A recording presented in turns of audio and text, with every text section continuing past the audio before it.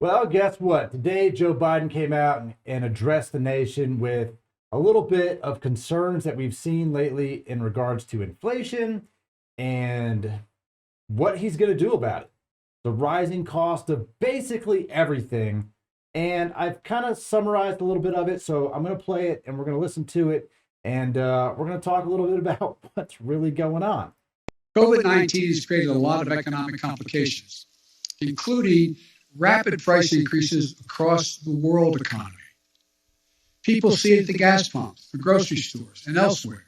The critical job in making sure that the elevated prices don't become entrenched rests with the Federal Reserve, which has a dual mandate: full employment and stable prices. So I'm going to pause it right here because while we have seen increases globally, I think the biggest spotlight that we end up seeing is on gas prices for sure. Gas prices are up a lot. And if you're out there driving a gas guzzling car, you are feeling the pain of pumping gas. The second where I notice it the most is at the grocery store. And these are small increases, but they matter. Increases like lettuce is up $1, milk is up $1, cheese prices are going up, meat is up a lot. Meat is up significant amount. I see that all the time, and he's comparing it to issues with the job market, like people need to go back to work. I don't think people are going back to work, Joe. I think we have a lot of these job reports and the numbers are just made up. I see a lot of places are hiring all the time. They cannot get the workforce in there to do these jobs. The Federal Reserve provided extraordinary support during the crisis for the previous year and a half. Given the strength of our economy and the pace of recent price increases, Now, let's stop for just a second and say that the Federal Reserve gave support by printing money. That's what we've been doing for the last year and a half.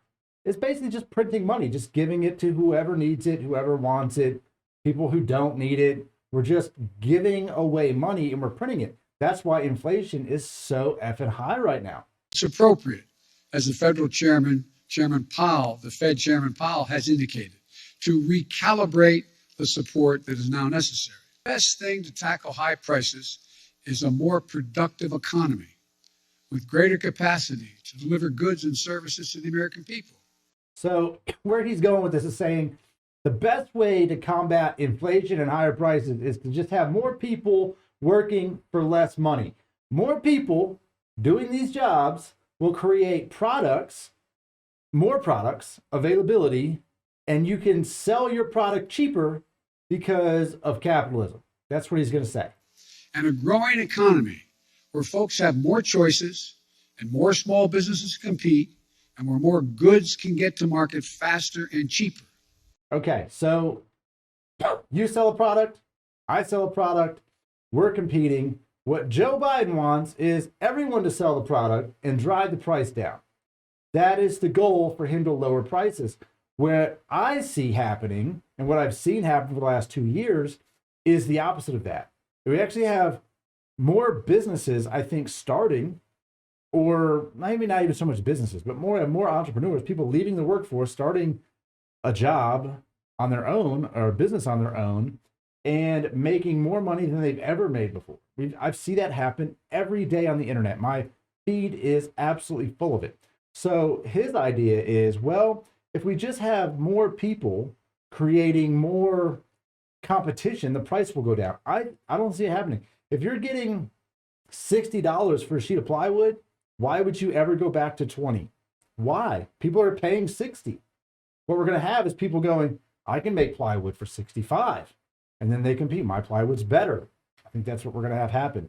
You're going to get competition, but the competition isn't there to drive the price down. They're there to take advantage of the rising prices in the market. It's the supply chain. The share of goods in stock at stores is 89% now, which has barely changed from the 91% before the pandemic.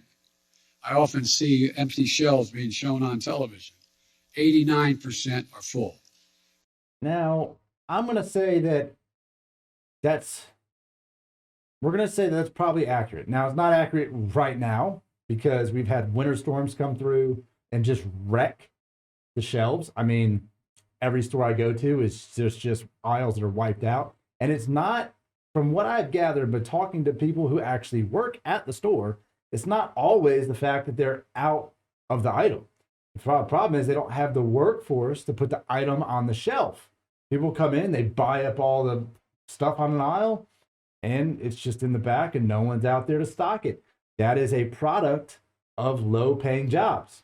This is a product of people not wanting to do these jobs for 8 or 9 or 10 or even 12 or $15 an hour. They just do not want to do it.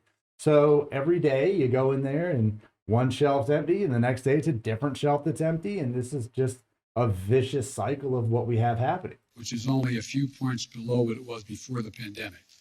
Second thing, my Build Back Better plan will address the biggest cost of working families face every day. It cuts the cost for childcare. Many families pay up to $14,000 a year for childcare in big. So that's over $1,000 a month. So he's saying he's going to cut the cost of childcare. I see a lot of people working from home.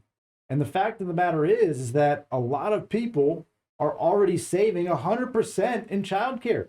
They can now do their job remotely and they don't even need childcare. That's a fact. That is what's happening right now. Now, is the cost of daycare and stuff expensive? Absolutely, it's expensive.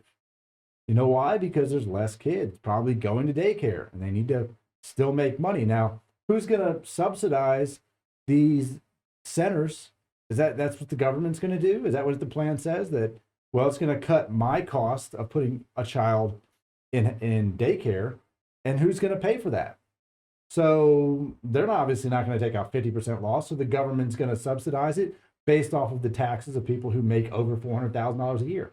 That's the Build Back Better plan. Cities, less than that in smaller ones. My plan cuts that in half. My Build Back Better plan cuts the price of prescription drugs. So insulin, that today costs some people as much as $1,000 a month, will cost no more than $35 a month. Now, keep this in mind. Companies are not all of a sudden going to stop selling insulin for $1,000 a month when they. Who's gonna subsidize that? There's no way you're cutting deals with drug companies going, all right, well, Biden, we're getting $1,000 a month. And he goes, all right, well, Build Back Better, follow me. $35 a month. And they're like, seems fair. It seems real fair. It's a hard bargain. No. Who's paying them? There's no way these pharmaceutical companies are going to cut like $970 off of their profit margin. Come on, man. It cuts the cost of elder care. It lowers energy cost. And it will do all of this without raising a single penny in taxes on people making under $400,000 a year or raising the deficit. Yeah, we just raised the debt ceiling. That's all we do. You can't tell me you haven't raised the deficit. You've done nothing but print money for 2 years. Telling me that that doesn't raise the deficit? Are you out of your mind? If price increases are what you're worried about, the best answer is my Build Back Better plan. Nope. That's not the best answer. That's not even close to the best answer. That's probably the worst answer. Third thing we're going to do, promote competition. Look, in too many industries. We can promote competition right now as far as let's get some competition as who's going to run for president in 2024. Why don't we see that competition so we can get this idiot out of office? A handful of giant companies dominate the market in sectors like meat processing, railroad, shipping, and other areas. This isn't a new issue. It's not been the reason we've had high inflation today. It's not the only reason. No, because they've been around for decades. They're not the reason that farmers aren't making as much money. They're not the reason that everything around here is up. It's not. This is so ridiculous. It's not the reason an iPhone costs $1,400 is because there's only Samsung and iPhone. That's not the answer. It's been happening for a decade. But over time, it has reduced competition, squeezed out small businesses and farmers, ranchers, and increased the price for consumers. No, that is not what squeezed out small businesses. Everything else squeezed out small businesses. Everything else, high tax rates, definitely did the job on that one. Pay ranchers less for their cattle they grow? charge consumers more for beef, hamburger meat, whatever they're buying. Prices are up. Look, I'm a capitalist. Duh. But capitalism without competition is not capitalism. Also, duh. It's exploitation. So I signed an executive order to tackle unfair competition in our economy. So Biden says that he signed an executive order to tackle unfair competition. What are you going to do? All of a sudden just create new businesses to compete with these other businesses? Is that your plan? Is that where this all makes perfect sense? We're just going to, I don't know, start up a whole new conglomerate of companies. Why don't we talk about big tech? If you want to talk about monopolies and competition, something that was obviously on the forefront of the Trump administration, why don't we talk about that? Talk about FANG. You know, competition is everywhere. We have choices. I can't think of a single thing right now where there is no competition. Now, are the companies very similar in price? Sure. If you go buy gasoline from Quick Trip or Racetrack or Circle K or wherever you go, are those prices similar? Absolutely. They are very similar. Are they competitors? Absolutely. When I go to the grocery store, I can buy something from Kellogg's, I can buy something from Publix, I can buy something from Kroger, I can buy meat from 4 different companies right there. They're all same but different. They're all different prices. We have competition already. And maybe they're packaged by a lot of the same giant conglomerates, but competition already exists. They've just figured out the fact that we can actually raise the cost of all of this stuff to offset what you're raising. So you want to raise taxes on people making over $400,000 a year. That's all of these companies. You want to raise how much money they pay. And what are they going to do? They're going to pass it on to all of their products. That's what will happen. But the Dollar Tree used to be $1. Now it's $1.25. Now, that might not sound like a lot, but let's look at the inflation at the dollar store. It's 25%, 25% higher. Now add that across the board to all your businesses. Oh, well, it's only in the dollar store. It's only a quarter. Dude, 25%. Why don't we look at it that way? Oh, it went from $1 to $1.25. What if it went from $10,000 to $1,250? That's a big difference. So you're going to pass the buck on to the people making the most money. They are going to, in turn, not lose any more money, and they're going to pass it on to the consumers. And a lot of those consumers, look, it might not be much to you when your grocery bill goes up $4 or $5 every time you go. I've seen it go up $15, $20. Actually, in light of it going up, I choose to buy cheaper foods. I don't buy steak like I used to buy steak. I don't buy the meats that I used to buy because they've gone up to a price point where I just don't want to justify paying it. And there are some products out there that are cheaper. And you do see those end up being out of stock a lot. So how does the Build Back Better plan solve any of this? It doesn't solve inflation.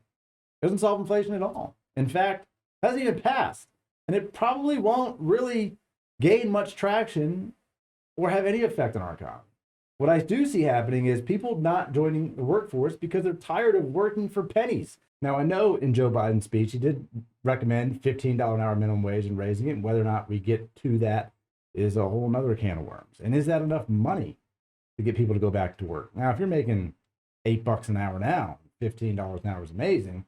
But if you do the math, $15 an hour really isn't a livable wage for a lot of people. That would be $600 a week pre-tax, equating to $31,200 annual salary pre-tax. Go ahead and knock off, say, 20% of that to the government, $22,000. Average rent in the Atlanta area for just a run-of-the-mill 2-bedroom apartment is about $1,600 a month. So even if you didn't get taxed at all, that would leave you with about $12,800 for the year on your income to live it out. So $1,000, just over $1,000 a month for food, utilities, car payment, childcare. So $15 an hour really still isn't cutting it for most Americans. And that's even here where it's, like I said, it's not the most expensive place to live, but it's not the cheapest, but it's certainly not New York or LA or Austin or some of these other places.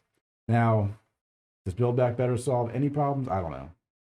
One thing that we haven't heard him address in months is the border crisis, the crisis at the border. That's all we heard about for a while was the crisis at the border. Apparently that crisis is over because no one talks about it anymore. Now it's about mask mandates and vaccines and boosters. And, you know, apparently if we have more competition, we're going to have more stuff on our shelves, according to Joe Biden. Either way, I've been reading articles since this speech came out on how big of a failure and disappointment it was. Biden's approval rating is low, should be low. I don't know anyone that thinks he's doing an amazing job. And we're in for another hell of a 2 years, man. He's been in office 1 year. We've got 2 to go before really everything pretty much stops and they start campaigning full bore because he's going to run again, which is absolutely also ridiculous that a man of his age would even try to run for president again. So that's what happened here. We're going to see how the stock market reacts to all of this tomorrow. So far, it's been on a downward spiral for the last week and a half, really since after the holidays. The market's just going to start crashing. I think they keep saying it's correction. I mean, it's really just going to be a reaction to what's happening around us. And I don't really see anything changing that in the immediate future. Let me know what you think. Leave me some comments, and we'll talk about it. Till next time, check out tmfapparelusa.com for some custom merch. I've got t-shirts for just about everyone on there. Check out some of the links below if you want to learn how to make a little bit of side extra income. I'll see you guys next time.